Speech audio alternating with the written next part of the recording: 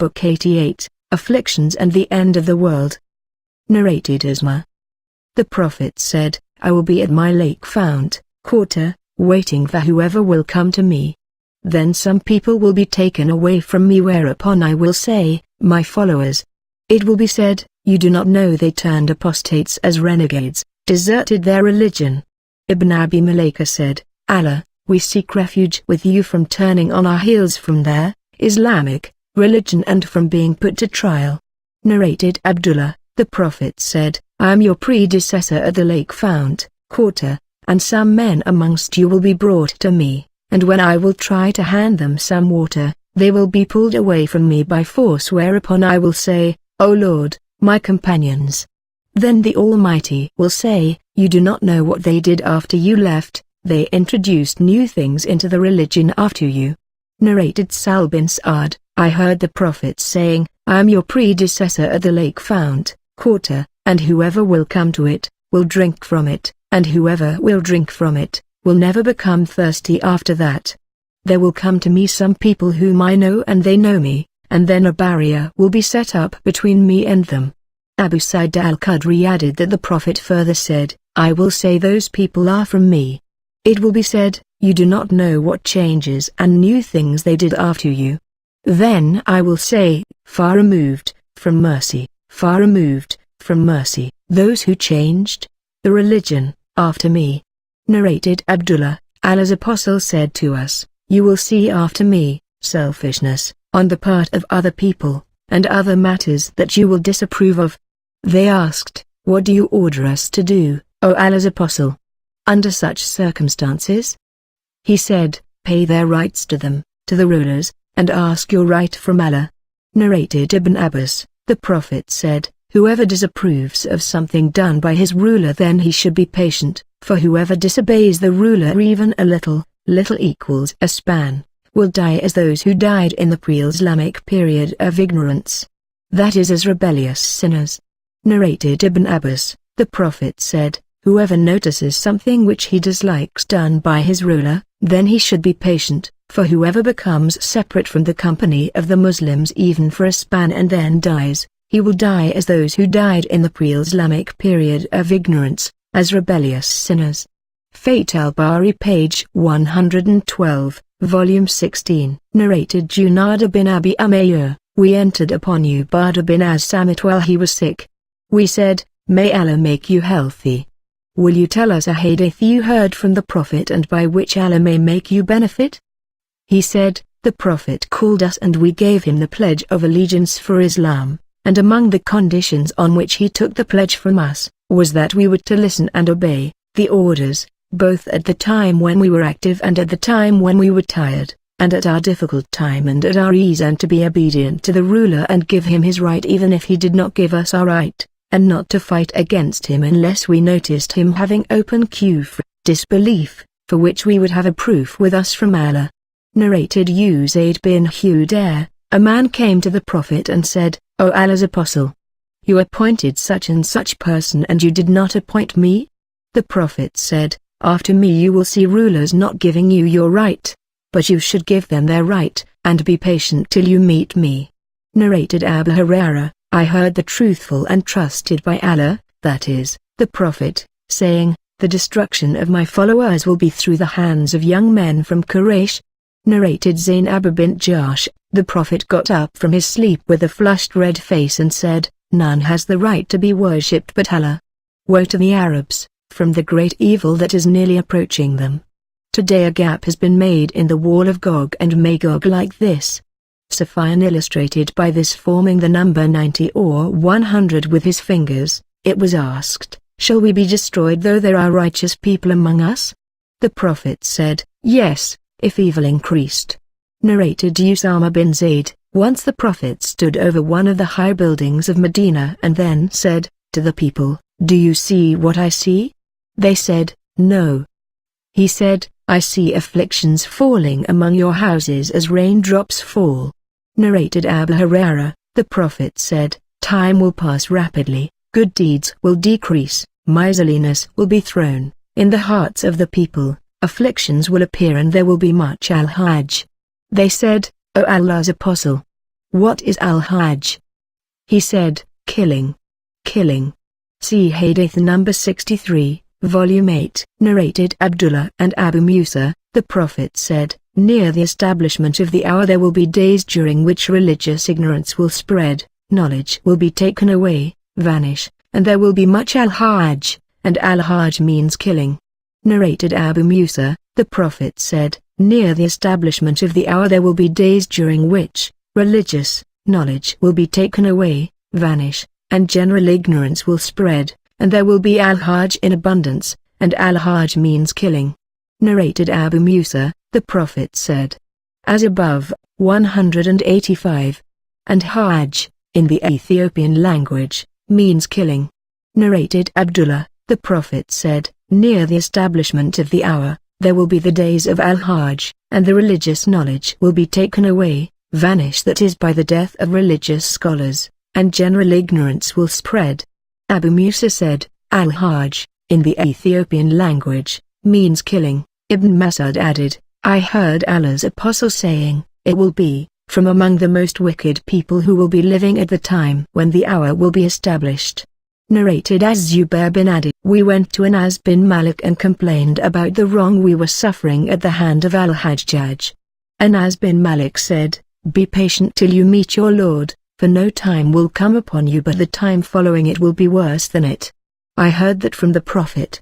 Narrated Salama, the wife of the Prophet, Allah's Apostle woke up one night in a state of terror and said, "Subhanallah, how many treasures Allah has sent down! And how many afflictions have been sent down! Who'll go and wake the lady dwellers, wives of the Prophet, up of these rooms, for prayers?" He meant his wives, so that they might pray. He added, "A well-dressed soul, in this world may be nacked in the hereafter." Narrated, the statement of the Prophet, "Whoever takes up arms against us, is not from us." Narrated Abdullah bin Amr, Allah's Apostle said, "Whoever takes up arms against us, is not from us." Narrated Abu Musa, the Prophet said, "Whoever takes up arms against us, is not from us." Narrated Abu Hurairah, the Prophet said, "None of you should point out towards his Muslim brother with a weapon, for he does not know, Satan may tempt him to hit him and thus he would fall into a pit of fire, hell." Narrated Sufyan, I said to him, "O Abu Muhammad, did you hear Jabir bin Abdullah saying, a man carrying arrows passed through the mosque and Allah's Apostle said to him, hold the arrows by their heads?" Replied, "Yes." Narrated Jabir, a man passed through the mosque and he was carrying arrows, the heads of which were exposed, protruding. The man was ordered, by the Prophet, to hold the iron heads so that it might not scratch, injure, any Muslim.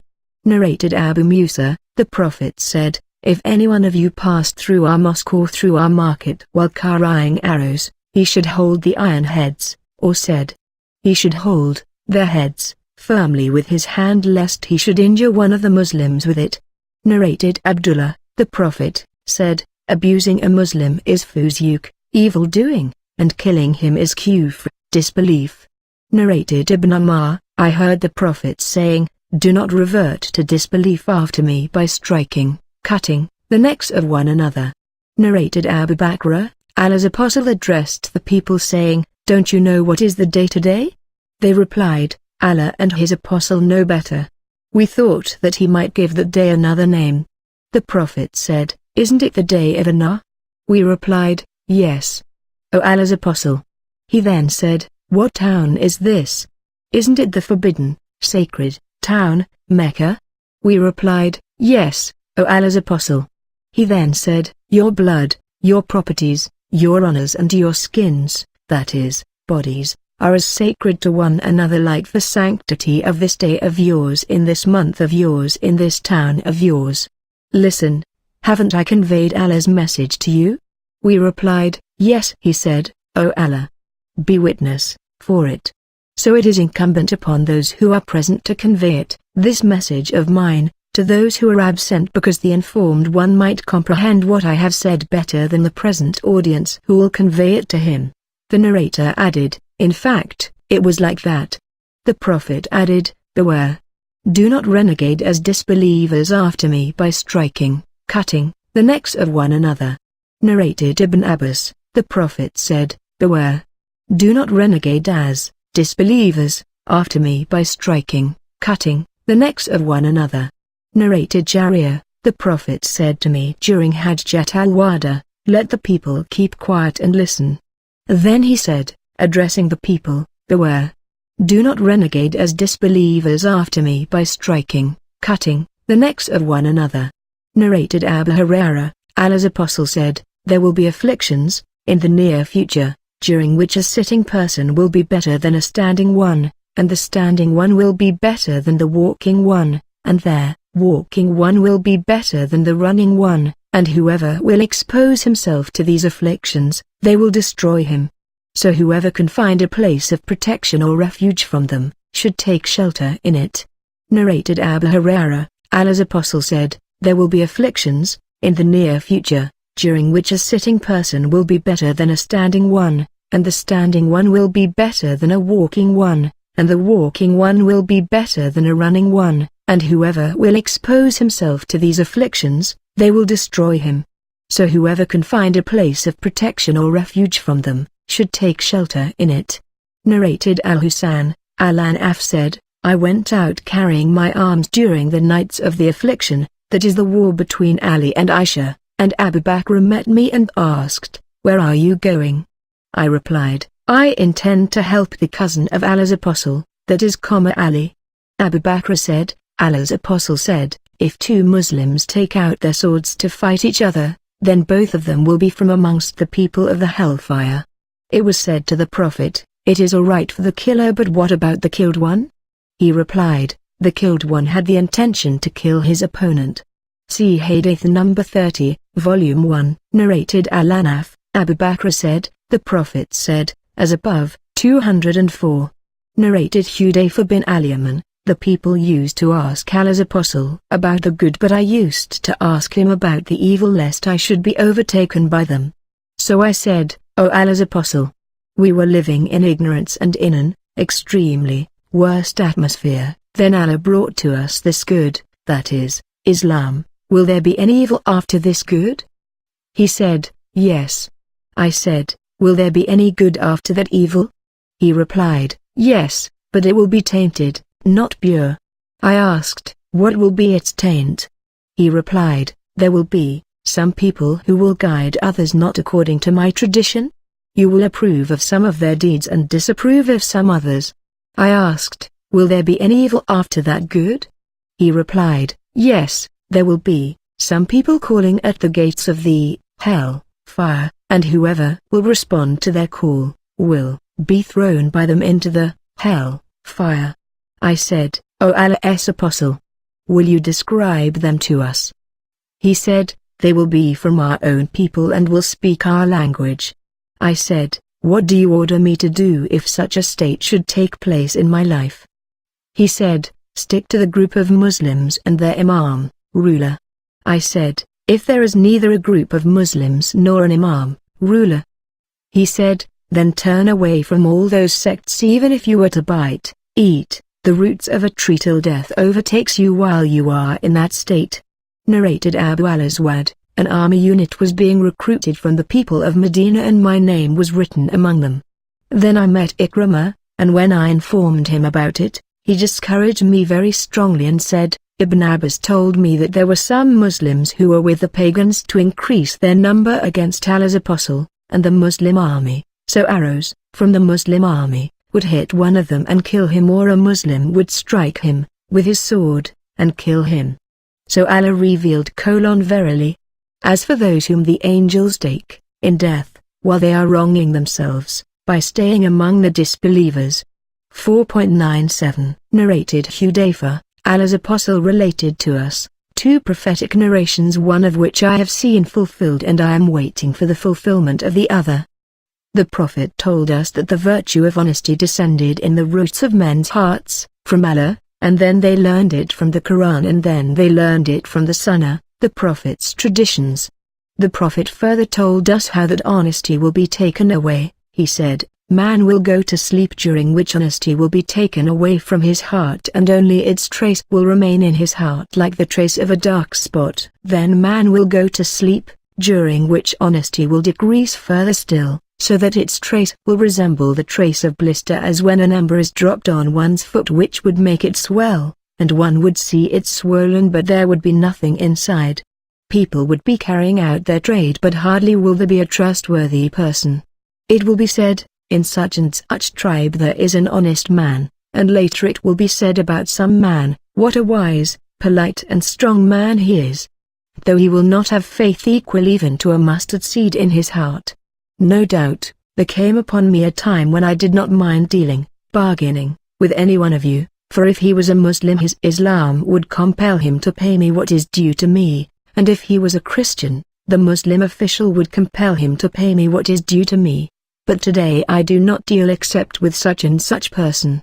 Narrated Salama bin al-Aqwa, that he visited al-Hajjaj bin Yusuf.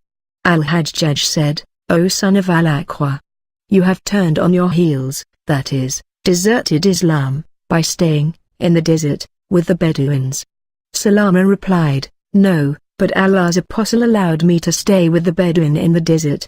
Narrated Yazid bin Abi Ubaid, when Uthman bin Affan was killed, martyred, Salama bin al-Aqwa went out to a place called Al-Rabada and married there and begot children, and he stayed there till a few nights before his death when he came to Medina.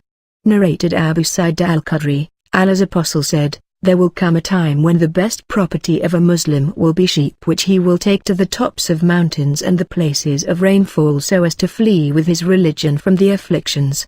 Narrated Anas, the people started asking the Prophet too many questions importunately.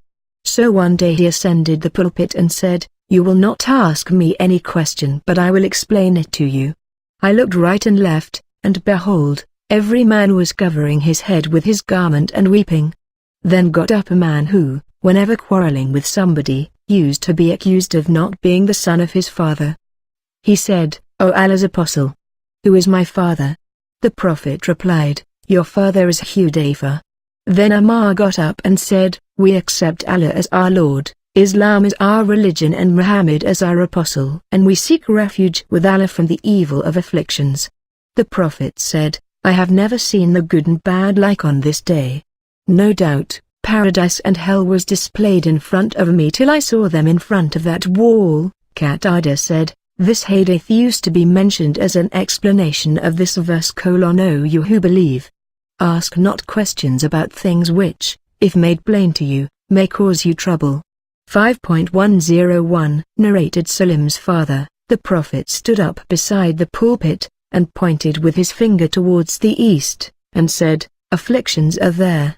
Afflictions are there, from where the side of the head of Satan comes out, or said, the side of the sun. Narrated Ibn Ammar, I heard Allah's apostle while he was facing the east, saying, Verily, afflictions are there, from where the side of the head of Satan comes out. Narrated Ibn Ammar, the Prophet said, O Allah, bestow your blessings on our Sham. O Allah, bestow your blessings on our Yemen. The people said, and also on our Najd. He said, O Allah, bestow your blessings on our Sham, north. O Allah, bestow your blessings on our Yemen. The people said, O Allah's apostle, and also on our Najd. I think the third time the Prophet said, There, in Najd, is the place of earthquakes and afflictions, and from there comes out the side of the head of Satan. Narrated Said bin Jubair, Abdullah bin Ammar came to us and we hoped that he would narrate to us a good hadith. But before we asked him, a man got up and said to him, O Abu Abd ar-Rahman, narrate to us about the battles during the time of the afflictions, as Allah says, and fight them until there is no more afflictions, that is no more worshipping of others besides Allah. 2.193 Ibn Ammar said, to the man, Do you know what is meant by afflictions? Let your mother bereave you. Muhammad used to fight against the pagans, for a Muslim was put to trial in his religion, the pagans will either kill him or chain him as a captive. His fighting was not like your fighting, which is carried on for the sake of ruling. Narrated Shaykh, I heard Hudayfa saying, while we were sitting with Ammar, he said, Who among you remembers the statement of the Prophet about the afflictions? Hudayfa said, The affliction of a man in his family, his property, his children and his neighbors are expiated by his prayers, zakat, and alms, and enjoining good and forbidding evil. Ammar said, I do not ask you about these afflictions, but about those afflictions which will move like the waves of the sea. Hudayfa said, don't worry about it, O chief of the believers, for there is a closed door between you and them. Ammar said, will that door be broken or opened? I said, no. It will be broken. Ammar said, then it will never be closed. I said, yes. We asked Hudayfa, did Ammar know what that door meant? He replied, yes, as I know that there will be night before tomorrow morning, that is because I narrated to him a true narration free from errors. We dared not ask Hudayfa as to whom the door represented, so we ordered Masruq to ask him what does the door stand for? He replied, Ammar. Narrated Abu Musa al-Ash'ari, the Prophet went out to one of the gardens of Medina for some business and I went out to follow him.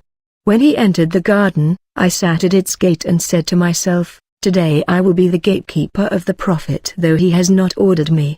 The Prophet went and finished his need and went to sit on the constructed edge of the well and uncovered his legs and hung them in the well.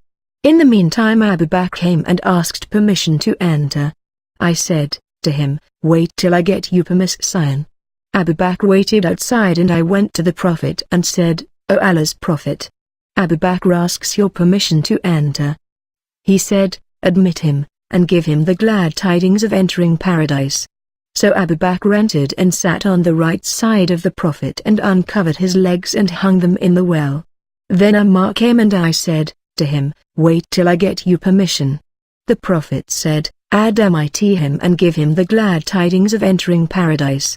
So Ammar entered and sat on the left side of the Prophet and uncovered his legs and hung them in the well so that one side of the well became fully occupied and there remained no place for anyone to sit. Then Uthman came and I said to him, wait till I get permission for you. The Prophet said, admit him and give him the glad tidings of entering paradise with the calamity which will befall him. When he entered, he could not find any place to sit with them, so he went to the other edge of the well opposite them and uncovered his legs and hung them in the well. I wished that a brother of mine would come, so I invoked Allah for his coming. Ibn al-Musayyab said, I interpreted that narration as indicating their graves. The first three are together and the grave of Uthman is separate from theirs. Narrated Abu Wa'il, someone said to Usama, will you not talk to this Uthman? Usama said, I talked to him, secretly, without being the first man to open an evil door. I will never tell a ruler who rules over two men or more that he is good. After I heard Allah's apostle saying, a man will be brought and put in hell, fire, and he will circumambulate, go around and round, in hell, fire, like a donkey of a flour grinding mill, and all the people of hell, fire, will gather around him and will say to him, oh so-and-so, didn't you used to order others for good and forbid them from evil? That man will say, I used to order others to do good but I myself never used to do it, and I used to forbid others from evil while I myself used to do evil. Narrated Abu Bakr, during the Battle of Al-Jamal, Allah benefited me with a word I heard from the Prophet. When the Prophet heard the news that the people of the Persia had made the daughter of Khusra their queen, ruler, he said, never will succeed such a nation as makes a woman their ruler. Narrated Abu Maryam Abdullah bin Zayd al-Asadi, when Talha, Az-Zubair and Aisha moved to Basra, Ali sent Ammar bin Yazir and Husayn bin Ali who came to us at Kufa and ascended the pulpit. Al-Husayn bin Ali was at the top of the pulpit and Ammar was below Al-Husayn. We all gathered before him. I heard Ammar saying, Aisha has moved to Al-Busra. By Allah, she is the wife of your Prophet in this world and in the hereafter. But Allah has put you to test whether you obey him, Allah, or her, Aisha.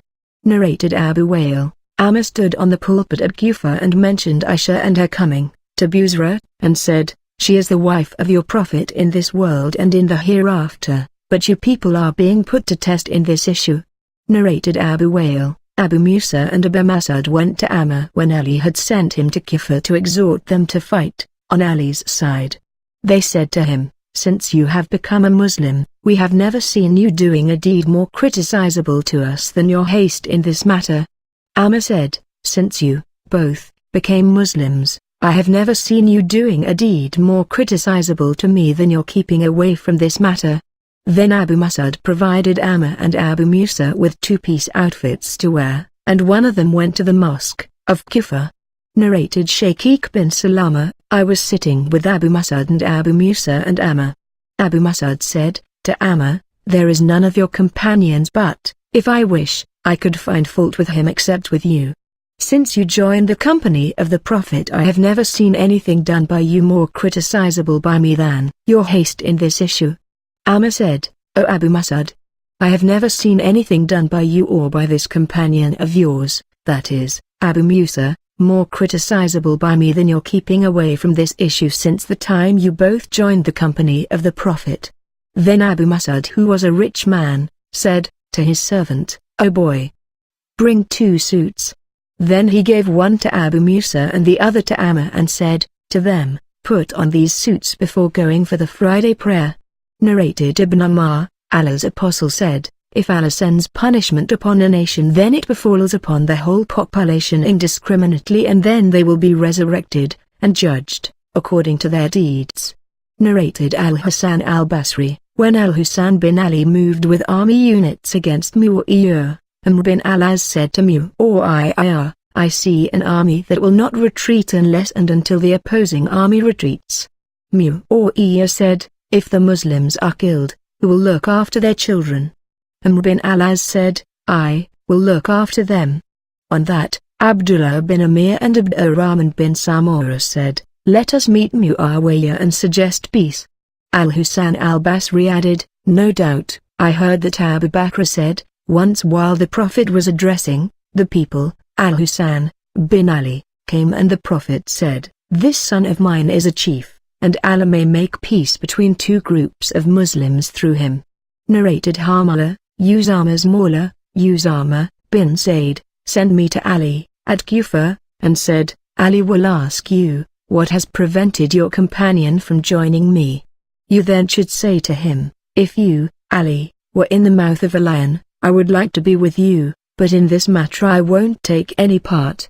Harmala added, Ali didn't give me anything when I conveyed the message to him, so I went to Hussein and Ibn Jafar and they loaded my camels with much wealth.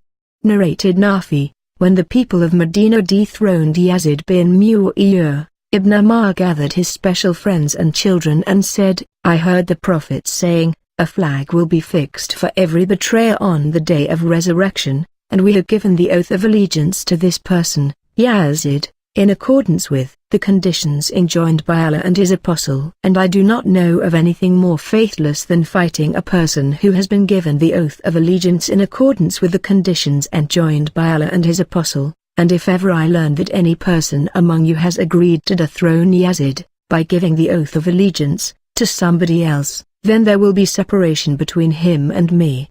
Narrated Abu Almna, when Ibn Zayd and Marwan were in Sham and Ibn Zubayr took over the authority in Mecca and Qura, the Kharijites revolted in Basra, I went out with my father to Abu Basr al-Aslami till we entered upon him in his house while he was sitting in the shade of a room built of cane.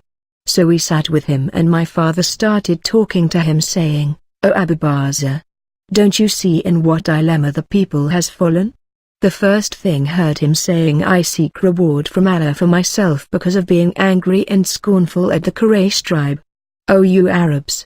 You know very well that you were in misery and were few in number and misguided, and that Allah has brought you out of all that with Islam and with Muhammad till He brought you to this state of prosperity and happiness, which you see now, and it is this worldly wealth and pleasures which has caused mischief to appear among you. The one who is in Sham, that is, Marwan, by Allah, is not fighting except for the sake of worldly gain, and those who are among you, by Allah, are not fighting except for the sake of worldly gain, and that one who is in Mecca, that is, Ibn Zubayr, by Allah, is not fighting except for the sake of worldly gain. Narrated Abi Wayh, Hudayfa bin al-Yaman said, the hypocrites of today are worse than those of the lifetime of the Prophet. because in those days they used to do evil deeds secretly, but today they do such deeds openly. Narrated Abu Shashur, Hudayfa said, in fact, it was hypocrisy that existed in the lifetime of the Prophet, but today it is kufr, disbelief, after belief. Narrated Abu Hurairah, the Prophet said, the hour will not be established till a man passes by a grave of somebody and says, would that I were in his place. Narrated Abu Hurairah, Allah's Apostle said, the hour will not be established till the buttocks of the women of the tribe of Daws move while going round Dil-Khalasa. Dil-Khalasa was the idol of the Daws tribe which they used to worship in the pre-Islamic period of ignorance. Narrated Abu Hurairah, Allah's Apostle said, the hour will not be established till a man from Qatan appears, driving the people with his stick. Narrated Abu Hurairah, Allah's Apostle said, the hour will not be established till a fire will come out of the land of Hijaz, and it will throw light on the necks of the camels at Busra. Narrated Abu Hurairah, Allah's Apostle said, soon the river Euphrates will disclose the treasure, the mountain, of gold, so whoever will be present at that time should not take anything of it. Al-Raj narrated from Abu Hurairah that the Prophet said the same, but he said, it, Euphrates, will uncover a mountain of gold, under it. Narrated Haritha bin Wahb, I heard Allah's Apostle saying, give in charity, because there will come a time on the people when a person will go out with his alms from place to place but will not find anybody to accept it. Narrated Abu Hurairah, Allah's Apostle said, the hour will not be established, 1, till two big groups fight each other, whereupon there will be a great number of casualties on both sides and they will be following one and the same religious doctrine. 2, till about 30 Dajjals, liars, appear, and each one of them will claim that he is Allah's apostle. 3, till the religious knowledge is taken away, by the death of religious scholars. 4, earthquakes will increase in number. 5, time will pass quickly. 6, afflictions will appear. 7, al-hajj, that is, killing, will increase. 8, till wealth will be in abundance, so abundant that a wealthy person will worry lest nobody should accept his zakat, and whenever he will present it to someone, that person, to whom it will be offered, will say, I am not in need of it. 9, till the people compete with one another in constructing high buildings. 10, till a man when passing by a grave of someone will say, would that I were in his place. 11, until the sun rises from the west. So when the sun will rise and the people will see it, rising from the west, they will all believe, embrace Islam.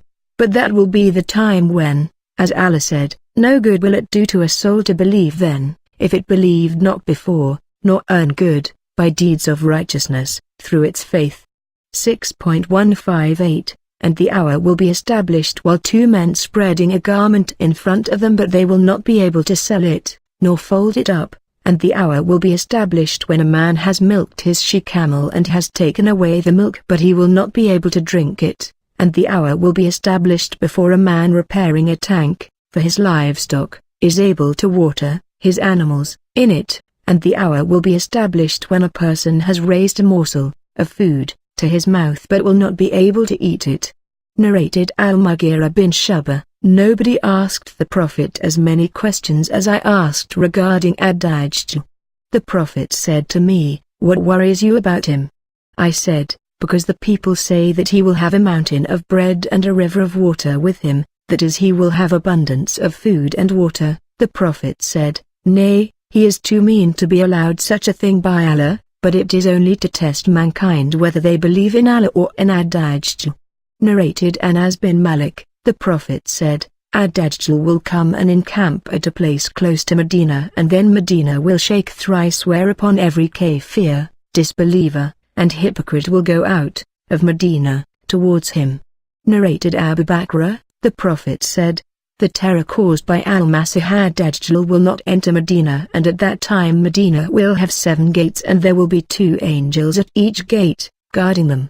Narrated Abdullah bin Umar, Allah's apostle stood up amongst the people and then praised and glorified Allah as he deserved, and then he mentioned Ad-Dajjal, saying, I warn you of him, and there was no prophet but warned his followers of him, but I will tell you something about him which no prophet has told his followers. Ad-Dajjal is one-eyed, whereas Allah is not. Narrated Abdullah bin Amr, Allah's Apostle said, while I was sleeping, I saw myself, in a dream, performing tawaf around the Kaaba. Behold, I saw a reddish-white man with lank hair, and water was dropping from his head. I asked, who is this? They replied, the son of Mary. Then I turned my face to see another man with a huge body, red complexion and curly hair and blind in one eye. His eye looked like a protruding out grape. They said, to me, he is Ad-Dajjal. The Prophet added, the man he resembled most is Ibn Qatan, a man from the tribe of Khuzā. Narrated Aisha, I heard Allah's Apostle in his prayer, seeking refuge with Allah from the afflictions of Ad-Dajjal. Narrated Hudayfa, the Prophet said about Ad-Dajjal that he would have water and fire with him. What would seem to be fire would be cold water, and what would seem to be water would be fire. Narrated Anas, the Prophet said, no prophet was sent but that he warned his followers against the one-eyed liar, Ad-Dajjal. Beware. He is blind in one eye, and your Lord is not so, and there will be written between his, Ad-Dajjal's, eyes, the word, kafir, that is, disbeliever. This hadith is also quoted by Abu Hurairah and Ibn Abbas. Narrated Abu said, one day Allah's Apostle narrated to us a long narration about Ad-Dajjal, and among the things he narrated to us, was, Ad-Dajjal will come, and he will be forbidden to enter the mountain passes of Medina. He will encamp in one of the salt areas neighboring Medina, and there will appear to him a man who will be the best or one of the best of the people. He will say, I testify that you are Ad-Dajjal, whose story Allah's Apostle has told us. Ad-Dajjal will say, to his audience, look, if I kill this man and then give him life, will you have any doubt about my claim? They will reply, no. Then Ad-Dajjal will kill that man and then will make him alive. The man will say, by Allah, now I recognize you more than ever. Ad-Dajjal will then try to kill him, again, but he will not be given the power to do so. Narrated Abu Hurairah, Allah's Apostle said, there are angels at the mountain passes of Medina, so that neither plague nor Ad-Dajjal can enter it. Narrated Anas bin Malik, the Prophet said, Ad-Dajjal will come to Medina and find the angels guarding it. So Allah willing, neither Ad-Dajjal nor plague will be able to come near it.